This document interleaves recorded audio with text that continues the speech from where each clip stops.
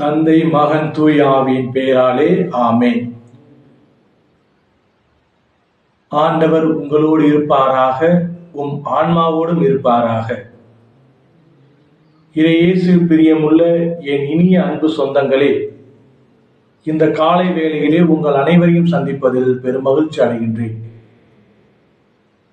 இன்றைய நற்செய்தியானது மத்தேயு எழுதிய நற்செய்தி 20வது அதிகாரம் வசனங்கள் 17 28 முடிய உள்ள வசனத்தில் இயேசு கிறிஸ்து 2 முக்கியமான விஷயங்களை பற்றி பேசுகின்றார்.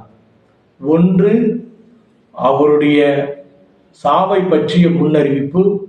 இரண்டாவது, சபதேவின் மக்கள் தங்களுக்கு இடப்பக்கத்திலும் வலப்பக்கத்திலும் இடம் வேண்டும் என்று கேட்கின்றார்கள். இதை நாம் சுருக்கமாக பார்த்தோம் என்றால், சிலுவையா பதவியா என்று நாம் எடுத்துக்கொள்ளலாம். இன்று யாருக்குமே சிலுவை என்பது வேண்டாம், மரணம் என்பது வேண்டாம், துன்பம் என்பது வேண்டாம், துயரம் என்பது வேண்டாம்.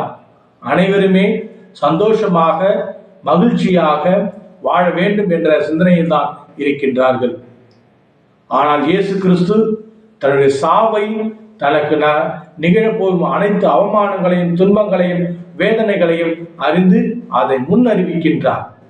ஏனென்றால் இவை அனைத்துமே நம்முடைய வாழ்வின் ஒரு அங்கம். இதை மாற்ற முடியாது. ஆனால் அவையை எடுத்துக்கொண்டு நாம் முன்னேறி செல்ல வேண்டும் என்ற அறிவுரையை கூறுகின்றார். இரண்டாவதாக, பதவி ஆசை. சபதேவியின் மனைவி இயேசுவிடம் தன்னுடைய மகன்களுக்கு ஒருவருக்கு வடப்புறத்திலும் இன்னொருவருக்கு இடப்பக்கத்திலும் கொடுக்க வேண்டும் என்று பரிந்துரை செய்கின்றார். ஆனால் இயேசு கிறிஸ்து இது தன்னால் முடியாது, தன்னுடைய தந்தையின் விருப்பம் யாருக்கு இருக்கின்றதோ அவர்களுக்கு மட்டும்தான் இது அருளப்படும் என்று கூறுகின்றார். இதை பார்த்த மற்ற சீடர்கள் அவர்கள் மீது பொறாமை கொள்கின்றார்கள். எங்கே பதவி ஆசை வருகின்றதோ அங்கே போட்டி, பொறாமை, பொல்லாப்பு, பழிவாங்கும் எண்ணம் அனைத்தும் வந்துவிடும். இதற்கு இது ஒரு சின்ன உதாரணமே. இயேசு கிறிஸ்து கடைசியாக கூறுகின்றார், உங்களிடையே முதன்மையாக இருக்கின்றவர் கடைவனாக இருக்கட்டும், உங்களுடைய கடைசியாக இருக்கின்றவர் முதன்மையானவராக இருக்கட்டும் என்று. அது மட்டுமல்லாமல் மானிட மகன் தொண்டு ஆற்றுவதற்கே வந்தாரே ஒழிய தொண்டு ஏற்றுவதற்கு அல்ல, அதாவது தொண்டு பெற்றுக்கொள்வதற்கு அல்ல என்று. சேவை மனப்பான்மையோடு நாம் வாழ வேண்டும்.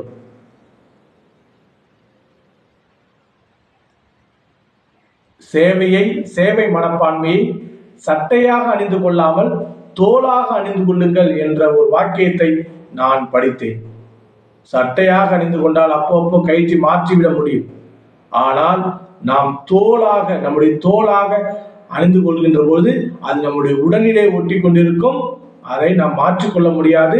அந்த பண்பு ஒரு சிறந்த பண்பாக மாறிவிடும் என்பதைத்தான் என்று நமக்கு கூறப்படுகின்றது. அன்புமிக்க சகோதரமே சகோதரிகளே, அதிகார ஆசையில், போதையில் நாம் எவ்வளோ தவறுகளையும் செய்து கொண்டிருக்கின்றோம்.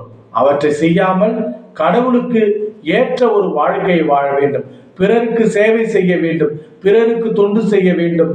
அது இயேசுவாக நம்மை மாற்றும். அன்பு சொந்தங்களே, இந்த புதிய நாளை இறைவனுடைய ஆசீர்வாதத்தோடு தொடங்குவோம். இறைவன் நம்மையும் நம்முடைய குடும்பத்தையும் நிறைவாக ஆசீர்வதிப்பார். எல்லாம் வல்ல இறைவன் தந்தை, மகன், தூய திரு ஆவி உங்கள் அனைவரையும் நிறைவாக ஆசீர்வதித்து காத்து வழிநடத்துவாராக. ஆமென்.